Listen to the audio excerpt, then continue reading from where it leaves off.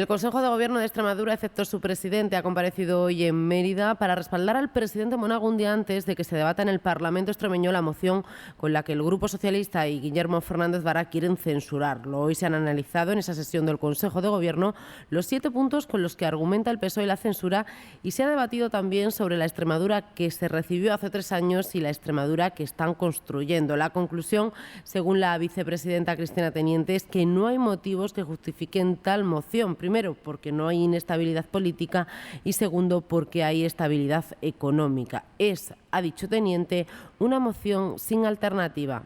Una moción que además ha supuesto una grave irresponsabilidad que ha obligado a este Gobierno en pleno a trabajar durante estos últimos 5 días a transmitir un mensaje de confianza, un mensaje de tranquilidad y un mensaje de estabilidad, no solo a los ciudadanos, sino también a las empresas, a muchas empresas y a potenciales inversores por la situación de inseguridad que esta irresponsabilidad del señor Vara ha generado en la región.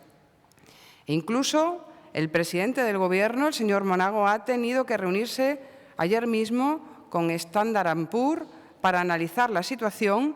Además, la vicepresidenta ha anunciado que será ella, como vicepresidenta y diputada, la persona que va a intervenir en nombre del Grupo Parlamentario Popular mañana miércoles.